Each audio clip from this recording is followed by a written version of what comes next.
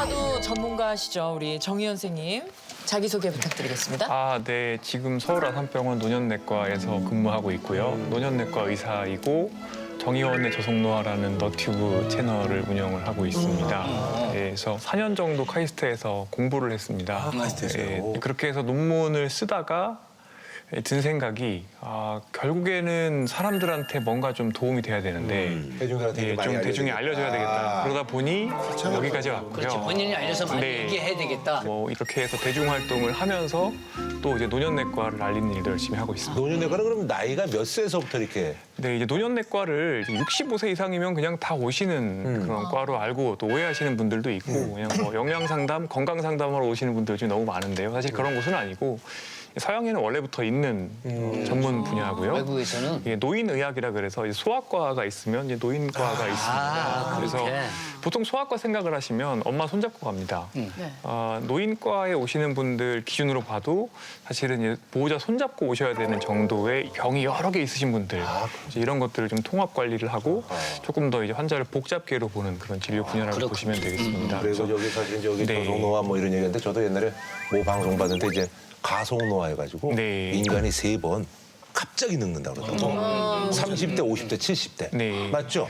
뭐 정자와 난자가 만나서 이 수정란이 생겨나잖아요. 그때부터 늙는 거야? 그때부터 성장과 발달하고 노화는 사실 같은 거예요. 계속 이제 점진적으로 이루어진다고 보시면 됩니다. 성장이랑 노화랑 같다고. 네. 너무 성장하면서 충격적이다. 네.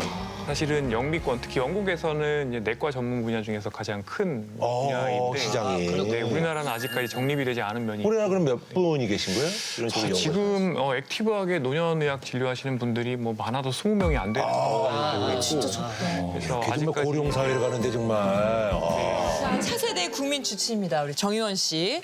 저속노화에 발벗고 나선 이유가 따로 있으시다고요?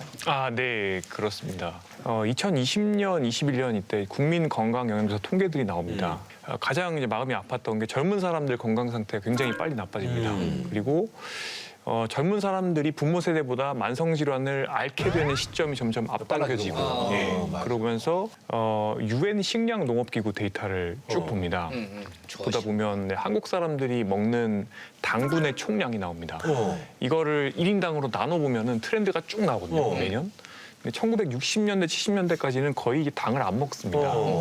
그러다가 보통 선진국이 되면은 좀 정체가 돼야 되는데 한 2015년 정도에 이 당 섭취량이 확 튑니다. 서울시가 조사를 했더니 서울시에 판매되는 양념 통닭의 양념의 당도가 2015년, 16년, 17년, 18년 이렇게 한 40% 정도가 올라가게 됩니다. 그래요? 네, 이런 것들을 이제 보면서 결국에 사람들이 쉽게 말해서 이제 노화가 가속되는 거죠. 건강 상태가 나빠지고 이러다가는 이게 우리 또래 사람들이 부모 세대보다 정말 빨리 아프겠다 싶어가지고 이거를 이제 뒤집어 엎어야겠다는 생각을 합니다. 사람들이 더 건강을 신경 쓸 수 있도록 한번 바꿔볼 수 있지 않을까 이런 생각을 했고요. 저는 개인적으로 이제 연구자로 연구실 안에서만 연구를 하는 것은 한계가 있고 정책을 만드는 것도 한계가 있는데 제가 할 수 있는 일종의 사회 실험을 좀 해봐야겠다는 생각을 했어요. 한편으로는 온 나라 사람들이 좀 느리게 나이 들게 만들자 이거 하나가 있었고 제가 하고 있는 분야 노년내과도 너무 잘 알려져 있지 않다 보니까 노년내과도 제대로 좀 사람들이 알 수 있게 만들고 싶었고 오늘 이제 라디오스타 나오셨으니까 정희 씨가 천천히 나이 드는 방법에 대해서 조금 설명을 해주시면 좋을 것 같아요. 근데 천천히 나이 드는 거, 이렇게 노화 속도는 사실 내가 조절할 수 있어요. 결국에는 연구를 해보면 나오는 건 뻔합니다. 뭘 먹느냐, 어떻게 운동하느냐, 어떻게 자느냐, 술, 담배 어떻게 하느냐, 스트레스 어떻게 관리하느냐 이런 뻔한 것들인데 공부를 하고 또 사람들을 설득하다 보니까 이제 연결돼 있다는 걸 알게 됐어요. 사실은 내가 삶을 바라보는 관점이 맨 밑에 있습니다. 이게 뿌리입니다. 예를 들어서 나는 스트레스를 술, 담배를 빡세게 해서 풀 거야. 사실은 근데 그렇게 하면 스트레스는 더 쌓이거든요. 왜냐하면 도파민이 잠깐 나왔다가 훅 꺼지면서 그때 또 스트레스가 쌓여요. 그래서 사실은 그건 이제 허구인데 그렇게 잘못된 생각을 가지고 있거나 또는 반대로 예를 들어서 나는 관짝에 들어가서나 잠을 계속 자야지 지금은 잠을 아낄 거야. 갓생을 살아야 되니까 잠자면 안 돼. 어차피 뭐 죽으면 자는데 뭘. 그렇게 생각하시는 분도 그렇게 있어요. 생각하시는 분 꽤 많아요. 그런 식으로 하면 이제 잠을 줄이면 뇌가 지저분해집니다. 전두엽 기능이 떨어지고 판단력이 떨어지고 그다음에 편도체가 활성화되니까 욕심이 많아져요. 그러면 더 단짠단짠이 땡기고 술, 담배가 더 땡기고 스마트폰도 스크롤하고 싶고 정준호 씨. 그래서 그런 것 같아요. 결국에 그런 악순환이죠. 예를 들어서 술, 담배 더 하고 단순당 정제국물 많이 먹으면 코골이도 심해지고 수면의 질이 떨어지거든요. 다음 날 더 나빠져요. 성인 하루에 수면 시간 어느 정도가 딱 좋습니까? 권장 수면 시간은 사실 한 7시간 반에서 플러스 마이너스 1시간 정도. 저는 거의 평균 4시간. 아, 예. 아, 쉽지 않아. 눈이 딱 떠지는데 더 이상 잠이 안 와요. 그게 이제 습관이 된 거죠. 실은 낮에 뭐 잠깐 차에서 네. 2, 30분씩 쪽잠 자고 뭐 이런 게 그거는 뭐 좋은 습관이 돼 파워냅은 있어가지고. 좋은데 너무 이렇게 잠을 아끼시면 나중에 치매가 빨리 온다. 이런 것들이 연구가 돼 있기 때문에 선순환을 만들려면 말씀드린 것처럼 스트레스 관리, 잠, 식사 요 세 가지는 같이 돌아가요. 그러니까 세 가지 중에 하나만 나빠지면 나머지 두 개 같이 나빠져요. 그럼 식단은 어떻게 네. 하면 좋나요? 제일 궁금해. 근데 뭐 저속노화 식단 이래서 요새 사람들이 관심이 굉장히 많이 있습니다. 이 공신력 있는 내과학 저널들에서 이미 얘기하고 있는 식단들이고요. 뭐 전통 한식 또는 전통 지중해 식단이라고 생각을 하시면 되는데 일단은 뭐 초가공식품이라고 해서 원재료 형태를 알아볼 수 없을 정도로 공산품화되어 있는 음식들 소세지, 햄 이런 것들. 그런 것들 좀 적게 드시고 이게 교수님의 식단인가요? 교수님의 식단. 네. 보기만 해도 배고픈데. 이제 제가 방금 말씀드렸던 식사들 지금 보시면 위에 것도 아침이고 밑에 것도 아침인데요. 이 저희 아침입니다. 아침에는 저는 채소를 많이 먹고 간식으로는 견과류를 좀 먹고요. 맞아요. 주 요리용 기름으로 올리브오일 쓰고 뭐 이런 것들 말씀을 많이 드립니다. 그다음에 조금 더 드신다고 하면은 이제 뭐 콩이라든지 잡곡 이런 것들을. 이건 뭐예요? 그래서 이건 지금 짚으신 아니야? 것은 커피인데 두유 라떼입니다. 밑에도 보면은 이제 두유 라떼가 있고요. 그래서 저지방 라떼 이런 거 많이 먹고. 네, 저는 이제 계란 조금 하고 그다음에 아침은 두유 라떼 이런 식으로 먹고 있습니다. 하는데 그다음에 튀김 음식 같은 거 좀 덜 드시고 그다음에 이제 뭐 굉장히 붉은 고기, 특히 뭐 소고기, 돼지고기 이런 거 너무 많이 드시지 말고 그다음에 술 너무 많이 드시지 말고 단순당 정제국물. 단순당은 뭐 설탕 같은 것들 얘기하는 거고 정제국물은 뭐 흰빵, 그쵸. 흰밥 이런 것들 거의 안 먹습니다. 안 먹어요? 네. 탄수화물 아예 안 드시는 거예요? 아침 점심에는 탄수화물을 먹는다 하더라도 콩이나 아니면 잡곡 이런 위주로 먹으려고 노력을 하고 있고요.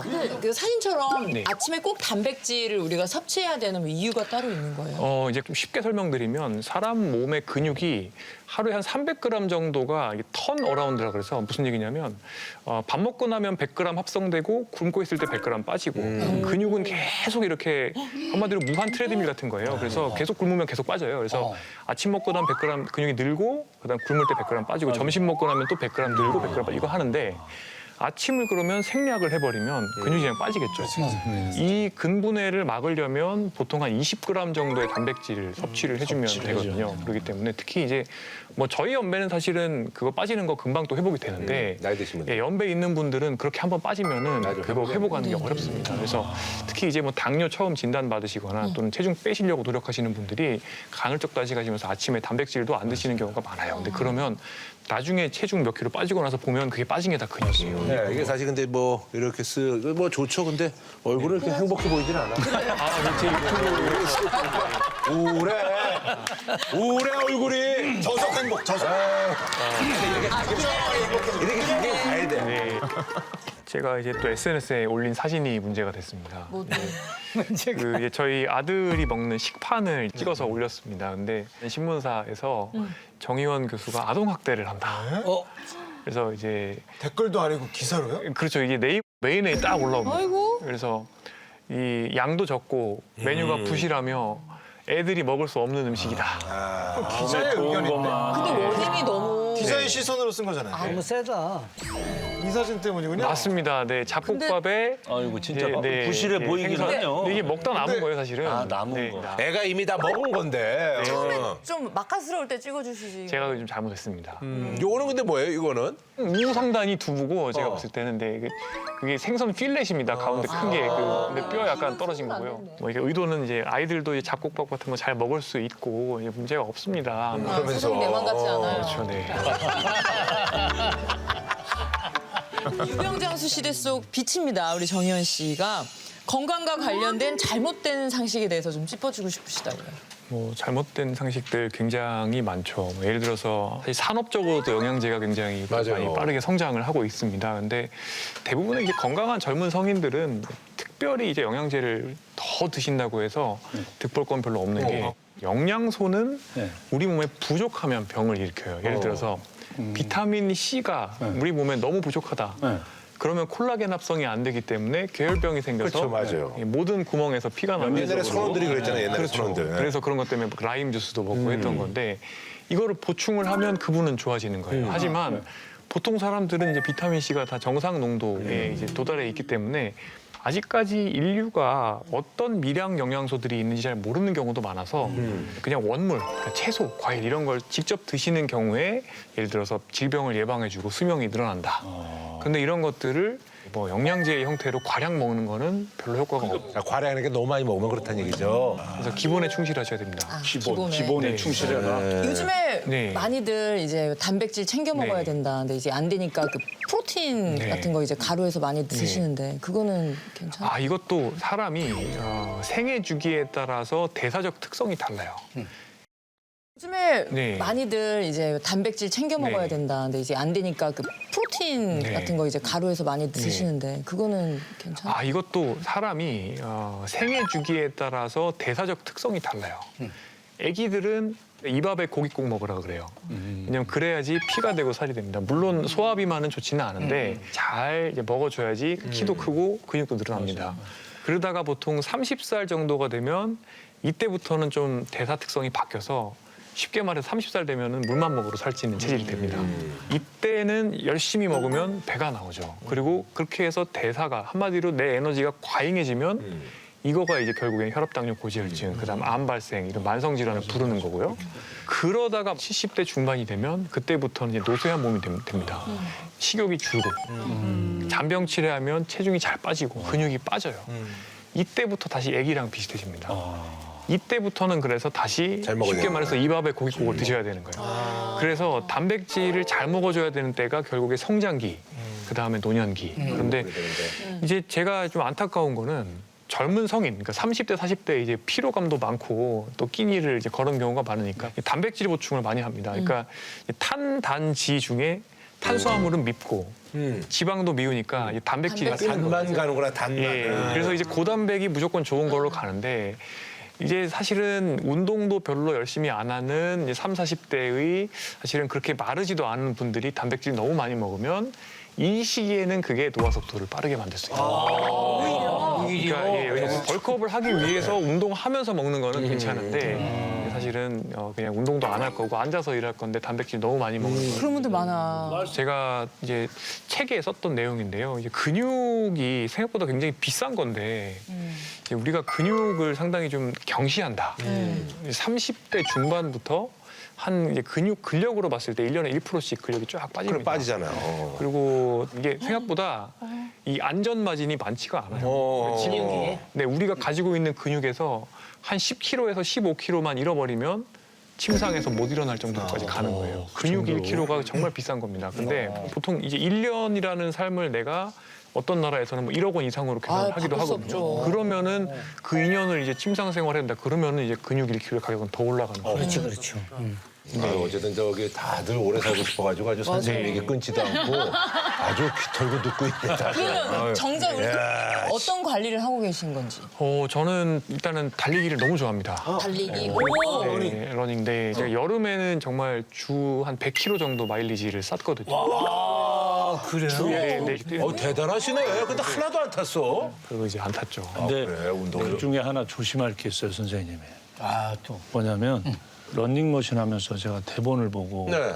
또 문자 보내고 카톡 뭐 확인하고 막 하거든요. 어떻게 하는지 몰라. 제일 중요한 거는 달리기 할 때 집중을 안 하잖아요. 네. 사고 납니다. 사고 날 수도 있죠. 사고 나요. 왜냐면 네. 달린다는 거에 초점을 맞춰서 집중을 해야 되는데 달리면서 딴 생각을 하다가 오늘 선생님한테 좀 당연한 얘기 아까부터 계속하네. 아까부터 계속 당연한 얘기 딴 생각하는 없어요. 여러 가지 생각하다 보면 그럴 수 있습니다. 너무 중요한 말씀이신데 저는 운동을 명상처럼 해보시기를 추천을 드려요. 그래서 무슨 얘기냐면 운동을 하면서 달리기에 집중을 하고 내 호흡에 집중하고 생각들 정리하고 근데 있잖아요. 네, 너무너무 우리나라 좋습니다. 저기 저희가 저도 한 말씀 드리는데 네. PT 짐이 네. 너무 시끄러워요. 명상하기에. 정말로 듣기 싫은데 음악이 계속 나와.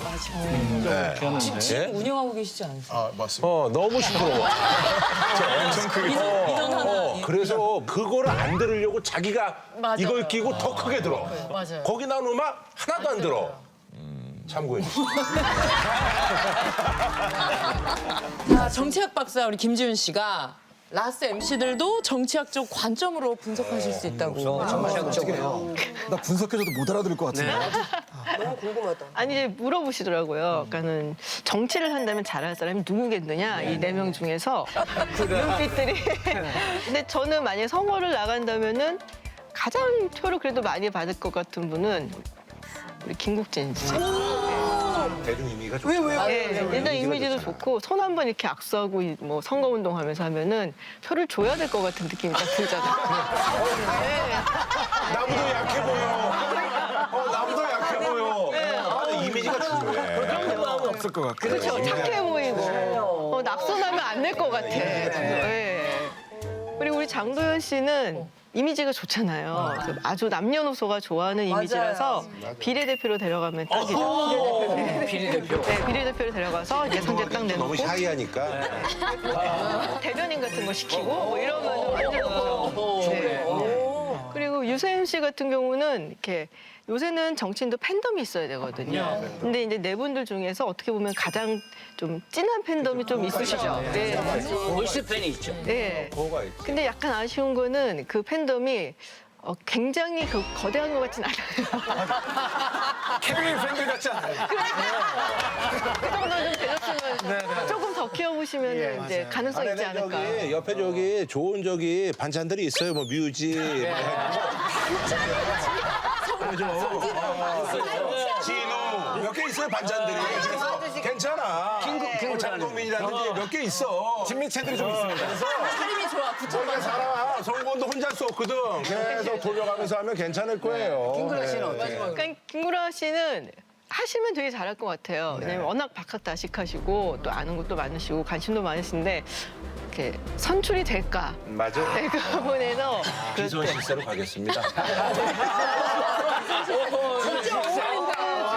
양지에서 양지를 지향하는 걸로 하겠습니다. 근데 만약에 양지로 나오시고 싶으시면은 이제 뭐 선거 때 후보 토론회 하잖아요. 그때 손가락질 하지 마시고 네, 너무 공격적으로 하지 마시고 왜냐면 제가 되게 좋아하는 분이거든요. 잘 됐으면 좋겠어요. 아들 한 뭐 40 넘기면 아들을 좀 조정해서 제가 아들을 한번 아들의 비선 있어요. 미국 정치 전문가 김지훈 씨, 미국 대선 이후에 쏟아지는 섭외들이 엄청 많았는데 다 거절을 하시고 라스만 나왔다는 얘기가 있습니다. 네. 맞아요? 네. 그러니까 보통은 이제 전후에서 시사 프로에서 굉장히 섭외가 많이 오죠. 나와서 얘기해달라 하는데 누가 될 것 같아요를 꼭 물어봐요. 그렇죠, 네. 그렇죠. 너무 싫어요. 그게 그 질문이. 왜냐면 제가 2016년도에, 그러니까 지난번에 트럼프 대통령이 됐을 때 그때 아주 자신만만하게 힐러리 클린턴이 될 거다라는 얘기를 했었어요. 근데 많은 사람들이 예상이 또 그랬어. 네. 그게 이제 사실 완전히 표는 힐러리가 더 많이 받았잖아요. 표는 300만 표 가까이 더 많이 더 많이 받기는 했죠. 받았죠. 근데 거기 네. 선거인 날이니까 뭐. 근데 그게 너무 트라우마로 남아갖고 흑역사라서 난 절대 그 얘기 안 한다. 아무한테도 얘기 안 한다. 그런데 이제 물어볼 게 뻔하니까 아예 그냥 다 거절을 하고 악몽도 꿨어요 그때. 사람들이 막 지탄하는 거. 야, 너 클린턴 된다 그랬잖아. 막 그런 거 지탄하는 꿈이라든지. 예. 악몽이에요. 지탄하는 거. 악몽으로? 꿈에. 아, 물론 댓글로 다는 사람도 있긴 리액션을 해주죠. 그런 사람도 진짜 있잖아요. 끝까지 리액션을 해줘? 현실적으로 꿈을 꾸셨네. 근데 그게 너무 힘겨웠던 기억이라 나는 이번에 예측도 안 하고 말도 안 해. 근데 시사 프로 나가면 꼭 물어보기 때문에 아예 얘기를 안 했죠. 이번엔 그럼 전혀 어떤 전혀 얘기 안 했어요. 이번에 그래도 조금 그 마음속으로 지났으니까 얘기인데 트럼프가 될 것 같았던 근데 거죠? 제가 여기서 만약에 그렇게 얘기하면 진짜 없어 보이는 거예요.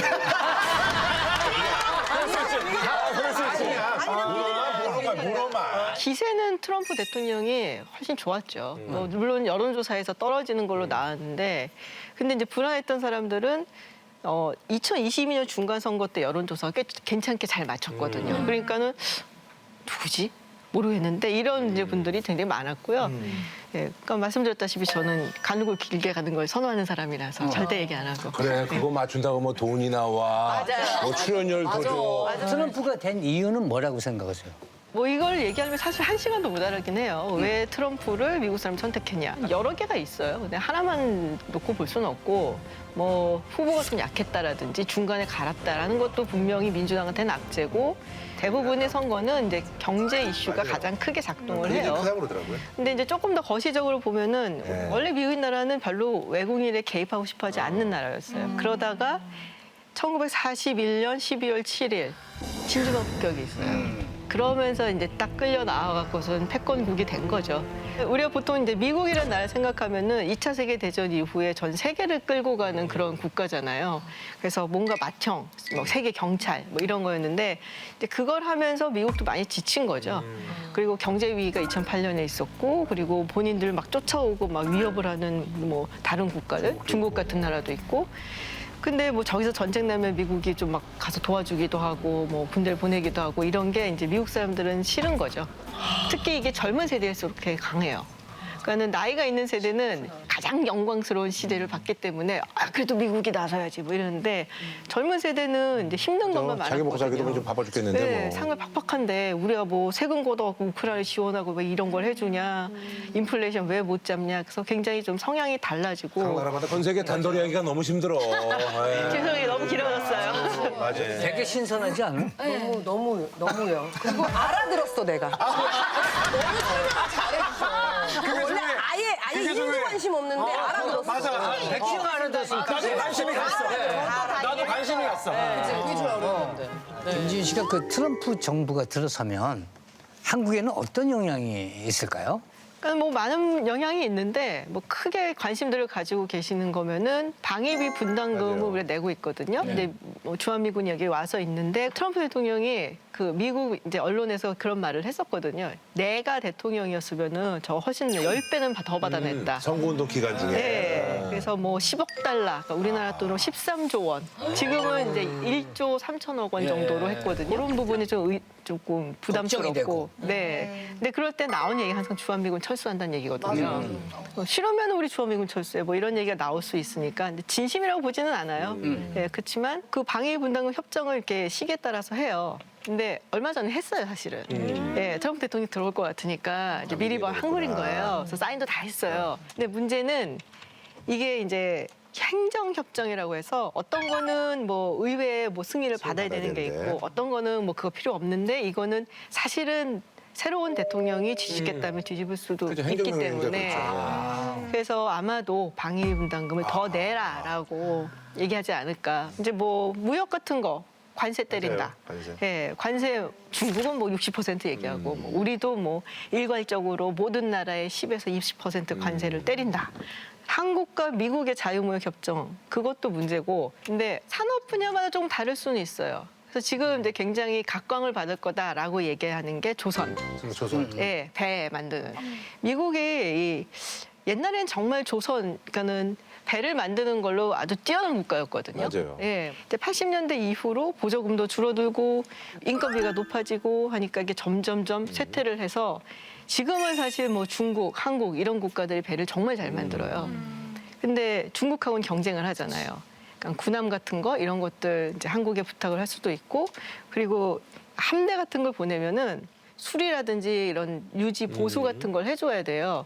그거를 이제 한국에서 좀 맡아서 할 수도 있고, 그래서 그런 여러 가지 측면에서 조선 쪽에 있는 기업들은 아 그런 건 좀 반사이익을 좀 볼 수 예, 있다. 이익을 좀 볼 수가 있을 거예요. 저는 엔터 쪽에 미치는 영향이 가장 궁금합니다. 아, 피부로 다 알 수 있는. 엔터 뭐 없지 뭐 엔터야 뭐. 별로 영향이 없을 근데 것 어떤 사회더라도 사실은 문화적 교류를 막는 방법은 별로 없어요. 그러니까 적국이 아닌 이상.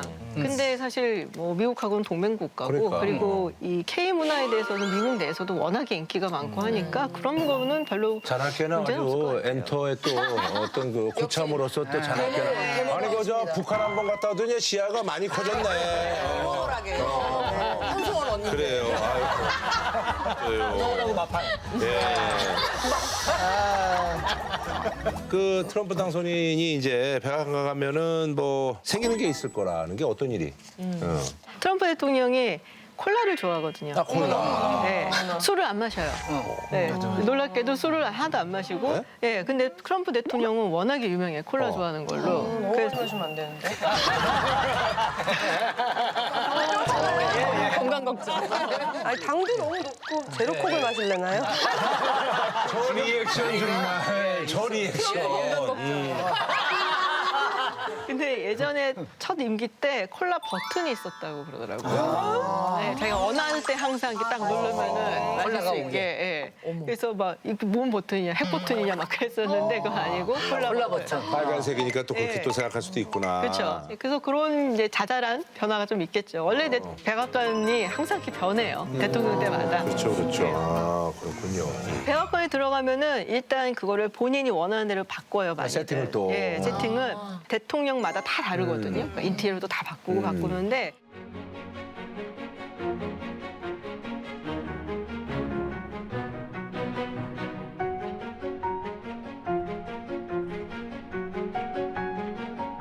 취임식 당일 아침까지 전직 대통령이 있잖아요. 나가라고 할 수도 없고 말이야. 네. 어. 빈정상할 거 아니야.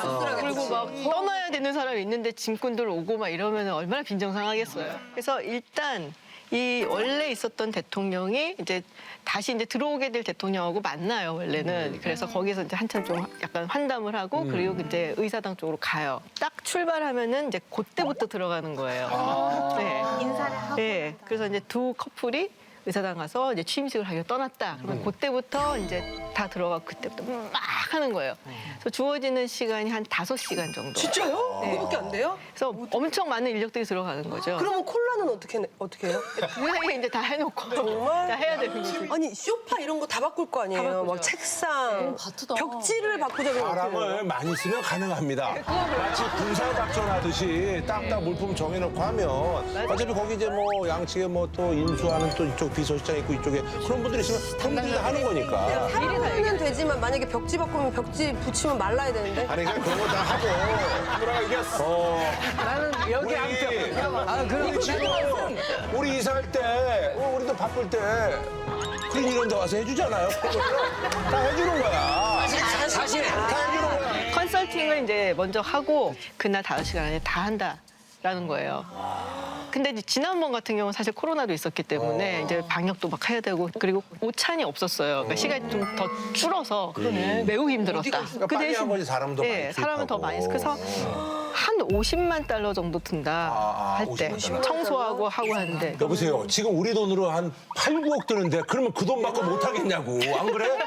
진짜 일사불란하게. 일사불란하게 해야지. 8, 9억 들어, 8, 9억. 사람이 또 좁은 공간에 너무 많으면 일이 더 안 되기는 하는데. 적당하게. 거기서 걸어서 일이 안 돼요. 이사를 안 해본 사람이 이사 안 해. 그냥 이사 안 해. 이사 안 해.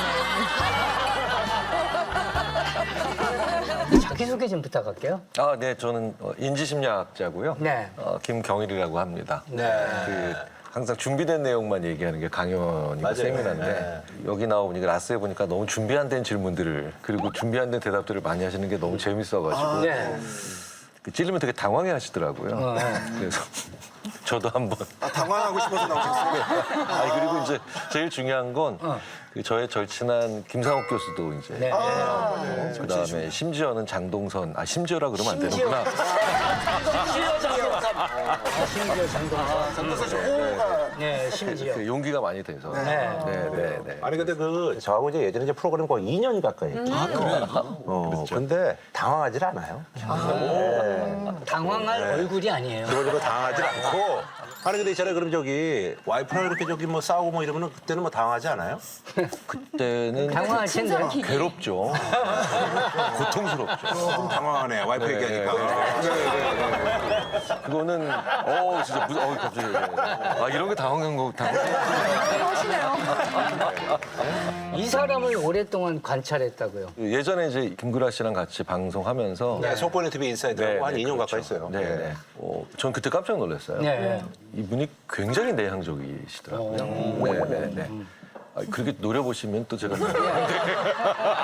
근데 바로 이제 외향적인 사람들과는 사회적인 그 교류가 쉬우니까 만나자마자 전화번호 교환하고 막 연락처를 했는데 방송 녹화하고 1년 넘게 지나서 서로 번호를 몰랐어요. 맞아요. 네, 둘이서 번호를 몰랐고요. 근데 어느 날 갑자기 뭐 궁금한 거 있어서 저한테 전화를 물어보라고 맞아요. 하셨는데 네. 그때 모르는 번호가 뜬 거예요. 근데 문자로 나 김구라니까 전화 받으라고 그래서 받았는데 그때 많이 놀랐죠. 그러니까 깨달았죠. 아, 이분이 되게 내향적인 분이구나. 내향적인 거는 그냥 사람을 만나서 쓰는 에너지를 계속해서 매번 쓰는 게 아니에요. 아, 그럼. 네, 네. 내향적인 분들이 왜 스몰 토크 말 많이 하는 거 별로 안 좋아해요. 쓸데없는 거라고 생각하고 있습니다. 그럼 1년 동안 전화번호를 하지. 그냥 미국으로 가면 되잖아, 그게. 이 색깔이 왜 이래? 이렇게 이제 물어봐. 이 색깔이 왜 이래? 많이 밝아졌나? 이렇게 물어보지. 핑크야. 옛날에 밝아졌는데 이 색깔이. 네, 많이 밝았어요. 저기 앉아있을 때부터 더 밝아져요. 우리 그러지 않아. 쓸 때만 궁금해하실 것 같은데 인지심리학이라는 게 그러니까 인지심리학 하면은 한 번에 딱 와닿지 않아요. 보통 저희가 이렇게 표현해요. 인지심리학은 하드웨어, 소프트웨어보다는 하드웨어에 초점을 맞춘 심리학이다. 그게 무슨 얘기냐면 컴퓨터 좀 느려지면 보통 뭐 하세요? 컴퓨터 쓰는데 좀 PC가 느려졌다. 쓸데없는 거 지우는 거 아니에요? 그러니까 이제 그게 소프트웨어죠. 뚜껑 열고요. 케이스 열고 본체 뜯어서 먼지 털어주면 돼요. CPU 팬에 있는 먼지 털어주면 네. 사람한테 그럼 어떻게 적용하는 거예요? 예를 들면 이런 거죠. 요새 자꾸 새로운 아이디어가 생각이 안 나요. 그러면 이제 마음을 좀 더 넓게 보고 그다음에 관점을 좀 더 미래지향적으로 가지고 이렇게 얘기하시잖아요. 그래서 저희는 팔다리 좀 주무르세요. 혈액순환 안 되면 생각이 안 도는 거. 혈액이 안 돌면 생각도 안 돼요. 네. 그다음에 뭐 제가 요즘 말이 거칠어졌어요. 남한테 상처 주는 얘기를 많이 해요. 그러면 말부터 천천히 하세요. 네. 왜냐면 욕을 천천히 하는 게 되게 어려워요. 네, 욕 천천히 하는 게 되게 어려워요. 그래, 맞아. 그러니까 이제 이런 아주 물리적이고 하드웨어적인 거를 살짝 건드리는 게 저희 인지심리학이에요. 터치긴 하네요. 아니 그래서 요즘 저기 강연을 뭐 많이 다니시는데 요즘 또 강연 다니면서 좀 느끼는 게 좀 있으시다고 어떤 얘기예요? 오, 제가 1년에 한 3천 개 질문을 받거든요. 네네네. 그게 이제 앞으로 미래가 보이는 그런 실마리가 되는데 요새 진짜 많이 나온 질문이 진짜 10년 전에는 아무도 안 물어봤거든요. 이거예요. 나보다 나이가 어린 직장 상사를 내가 어떻게 따라가야 될까요? 네. 또 이런 질문 진짜 많아요. 나보다 나이가 많은 부하 직원을 이분을 내가 어떻게 리드해 줄까? 어떻게 돼야 되죠? 그런 경우는? 그러니까 이제 수평적인 대화랑 계급장 띄고 하는 대화는 다른 거다. 그러니까 이제 계급장 띄고 하는 대화는 그냥 제가 이제 선배고 제가 후배인데 네. 선배 일로 와. 이렇게 이제 그 계급장 띄고 하는 대화. 네. 가기도 애매하고. 네. 근데 수평적인 대화는 서로 호칭을 제대로 존칭을 잘 쓰면서 그 다음에 하는 기능적 대화. 알겠다. 알겠어. 나보다 나이가 많은 아내를 어떻게 대해야 너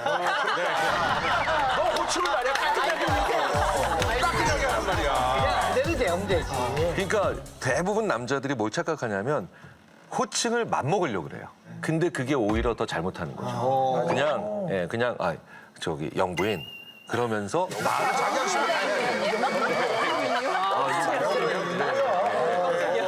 무슨 여사, 무슨 뭐 마나님 이러면서 황여사. 약간 조롱하는 것 같은데.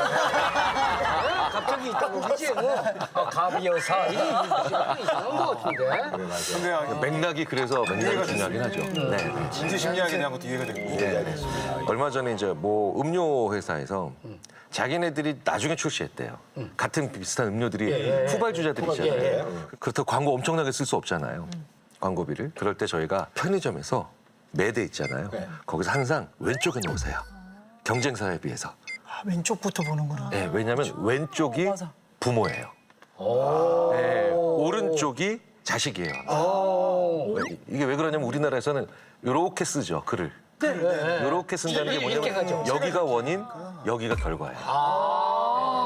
그러니까 무의식적으로 그렇게 되죠. 그래서 부모 자식 사진을 아버지가 여기 있고 아들이 여기 있거나 엄마가 여기 있고 그다음에 딸이 여기 있는 사진을 사람들이 그럴듯하다고 생각하고 괜찮다고. 말이 되네. 너무 신기해. 와. 근데 심지어는 그래서 빨리 든다. 여기가 더 권력자예요. 예.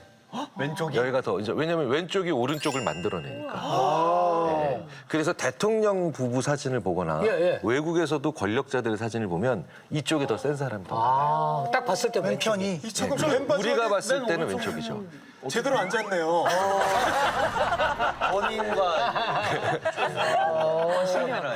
아, 재밌다. 이제 그런 거는 뭐 그러니까 돈 거의 안 들인 거잖아요. 이런 거를 살짝 바꿔서 좋은 결과 만들어냈을 때 되게 뿌듯하죠.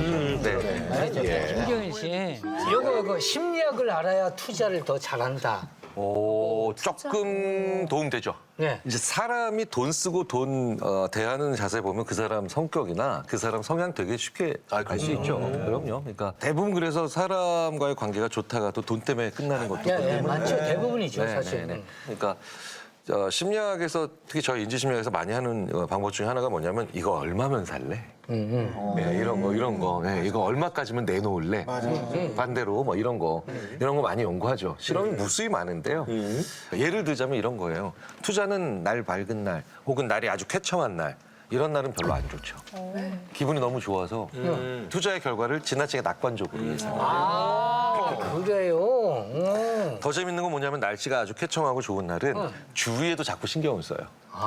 그러니까 예를 들자면 왜 슈퍼마켓 같은데 이렇게 계산대 나가면서 이렇게 여기 껌, 뭐 캔디 막 이런 거 되게 많죠. 있죠.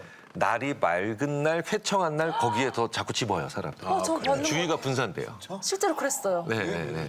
몰라요. 무슨 조사님 만난 것처럼 그랬어요. 그런 거 할 때 이렇게 입을 가리죠? 너무 밝아서. 너무 밝아서. 너무 밝아져서. 많이 입을까봐. 껌하고 그런 것도. 진짜 그랬어요. 이제 날이 흐린 날은 사람들이 나가면서 자기가 살 것만 딱 집중해요. 네. 그래서 왜 공부도 어두운 독서실에서 하는 게 더 잘 되는 이유가 주위를 다 제거하고 그다음에 낮추니까. 그러면 우리 저 김경일 교수님은 주식하세요? 근데 투자는 예술이 아니라 집중을 좀 해야 되잖아요. 네. 주식하시냐고요? 하죠. 네. 문제는 의사 선생님들의 건강에 안 좋으십니다. 네, 저희들도 저희들의 심리 상태가 그렇게 좋은 건 아니에요. 인간적이시네.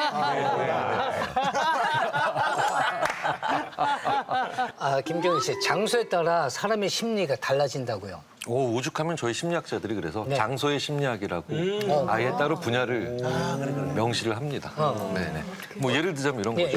술집에서 술 먹다가 안주 싸갖고 오는 분들. 예. 근데 이제 아침에 그 안주 먹어보잖아요. 되게 짜거나 되게 달아요. 이게 왜 그러냐면 평상시보다 그 안주가 더 달고 더 짜게 만들어진 거예요. 꽤 많은 경우에. 근데 왜 술집에서 술 먹을 때 어제 저녁에는 그걸 못 느꼈냐? 주위가 소란스러우니까. 그러니까 맛에 집중을 못 하는 거예요. 맛에 집중을 못 소리에 하니까. 집중하니까. 그래서 왜 유명한 연구 있잖아요. 왜 기내 비행기 타면 막 특히 막 왱하고 시끄럽잖아요. 기내 음식이 엄청 짜다. 그렇죠. 그래서 짜게 만드는데 또 안 짠데 하고 소금 더 치는 사람. 안 단데라고 설탕 더 넣는 사람들 되게 많아요. 저는 이런 경우도 봤어요. 그 기내에서 왜 그 라면 먹을 때 있잖아요. 근데 그건 똑같잖아. 라면이 왜 이렇게 맹숭맹숭하냐. 그럴 때 있어. 심금령 그런 사람도 봤어요. 그래서 장소 야 때문에 이게 그래요. 저 기압 때문에 그런 거야? 뭐 이렇게 얘기하는 사람들도 있는데. 저도 기압 때문에 덜 짜게 느껴진다라고. 그래서 싱겁게 그러니까 기압이라는 게 작동을 하지만 인간이 그렇게까지 탐지할 수 없다는 거고요. 그렇기 때문에 우리가 장소에 철저히 지배를 상당히 많이 당하고요. 큰 거예요. 김경일 우리 교수님 그 시간에도 그 놀라운 그 심리학적 비밀이 있다. 뭐죠? 그러니까 심리학자들이 모모의 심리학이라고 붙이면 그 요인이 세단 뜻이거든요. 그러니까 돈의 심리학, 장소의 심리학. 또 못지않게 많이 쓰는 말이 그 시간의 심리학이죠. 시간의 심리학. 많이 물어보시는 게 왜 그 전 남친이 왜 자꾸 밤에 연락하느냐. 예전 여친이나 예전 남친한테 늦은 밤에 전화나 아니면 연락해봐서 다음날 왜 했지 막 이렇게 후회해본 적 있는 분들 꽤 계실 거예요. 더 하지 않으셨다 하더라도 그 생각 혹은 그 유혹이 드는 건 주로 밤이죠. 맞아요. 이제 밤이 감성적으로 변하기 때문이다. 요거를 뒤집으면 그러니까 밤에 이성의 기제가 약화된다라는 거랑 똑같은 거죠. 이성에. 그러니까 이성이 보통 감정을 약간 야 가만히 있어봐 이렇게 누르고 있다가 이성이 지쳐서 이렇게 쓰러진 거예요. 그렇게 표현하면 되거든요. 네네네. 간단하죠. 밤에 체력이 약해져서 그래요. 어머나. 밤에 소질 에너지를 거의 다 쓴 상태예요. 그래서 홈쇼핑도 밤에 보면 위험한 거고요. 왜냐면 자제력이 떨어지니까. 많이 질르니까. 네네네. 그리고 왜 우리 밤에 야식 먹은 거 자제가 안 되잖아요. 더 배고프고 더 먹고 싶어. 어제도 저도 되게 힘들었는데 그러니까 어제 얼굴 보니까 진 거 같아. 무참히 좋죠. 그러니까 인간의 정신력과 체력이 같은 건전지를 사용해요. 그래서 이거 축구 중계방에서 이렇게 하시면 안 된다고 제가 이제 농반 진반으로 드리는데 왜 우리 선수들 전반전에 혼신의 힘을 다해 싸웠습니다. 후반전이 됐습니다. 체력은 바닥났습니다. 뭘로 싸우라고 그러죠? 정신력으로 싸우죠. 틀린 얘기죠. 그러니까 체력이 떨어지면 정신력도 같이 떨어져요. 그러면 대부분 자제력이 약해지니까 전화하는 거, 뭐 안 해야 되는 걸 하는 일들이 많이 벌어지고 그게 쇼핑으로 벌어질 때도 있고 야식으로 벌어질 때도 있고 그런 얘기를 쭉 들을 때 한 20% 정도, 30% 정도 보는 분들한테 아니야 나 밤에 자제력 좋아 이런 분들이 있어서 그분들을 따로 추려서 연구해봤더니 이분들이 저녁형 인간이에요. 정확히 맞았다고. 그러니까 이분들은 오히려 자기한테 불리한 시간대에 더 자제력이 떨어지는 거죠. 그러니까 철저히 내가 지쳐 있을 때, 내가 체력적으로 딸릴 때, 뭐 배고플 때, 요때는 내 정신력을 믿으시면 안 된다. 그 저기 시간을 매번 늦는 사람들이 있습니다. 그거 지각로라고 우리가 맞아, 맞아. 그거 지각로 있죠. 있어요. 못 고치는 사람 있잖아요. 아니 어떻게 골프텔에서 잤는데도 골프 티업 시간을 못 맞추냐고. 근데 그런 사람 중에 자기도 괴로워하는 사람이 많아. 맞아요. 그러니까 나도 못 고쳐. 나도 듣고 싶지 않은데. 일관적으로 심리가. 무조건 늦어. 요게 기본적으로 특히 그분들이 언제 더 미울 때냐 바로 말씀하셨죠. 골프텔에서 잤는데도 골프 늦어. 제일 가까울 때. 그러니까. 이런 분들 특징이 최단으로 걸렸던 시간만 기억해서 그래요. 그러니까 만약에 우리 집에서 학교 앞에를 갔는데 15분 걸릴 때도 있고 20분 걸릴 때도 있고 12분 걸릴 때도 있죠. 12분만 기억해서 그러는데 그렇게 가는구나. 특히 이런 경향이 언제 일어나느냐? 가까운 데예요. 이제 한번 생각해 보세요. 우리 한국공항에서, 뭐 인천공항에서 일본 숙소까지 딱 도착하는데 걸리는 시간이 어느 정도 됐던 걸로 기억하세요? 4시 4시간? 보통. 도쿄에 있는 도쿄인 경우에는 호텔까지 4시간 정도면 호텔까지? 4시간. 그러니까 4시간 정도. 4시간이면 들어간다. 네. 근데 이제 만약에 뉴욕을 가셨어요, 뉴욕. 네. 뉴욕에 있는 호텔이나 숙소에 도착하는 시간. 혹시 그건 뭐 가보신 20시간 잡겠죠. 20시간. 바로 보시면 뭐냐면 그 3시간, 4시간이 최단 시간. 가까운 데 가는 시간은 인간이 기본적으로 제일 짧은 시간으로 기억하려고 해요. 네. 근데 먼 데를 가는 시간은 대부분 가장 오래 걸렸던 시간. 그래 20시간도 걸렸어. 옛날에 보면 저 학교 앞에 그 사는 놈들이 맨날 늦던. 그렇죠, 그렇죠. 오히려 더 늦잖아요. 네. 뭐 옛날에 그 저기 있잖아요. 그 인천 도서 지역에 사는 애들이 있었어. 배 타고 다니는 애들. 인천에서 맨날 일찍 와요. 그러니까 그분들은 가장 오래 걸렸던 시간이 들어가 있는 거죠. 그러니까. 최장 시간이 걸렸던 거를 항상 이렇게 얘기를 해주셔야 돼요. 안 그러면 그분들 못 고칩니다.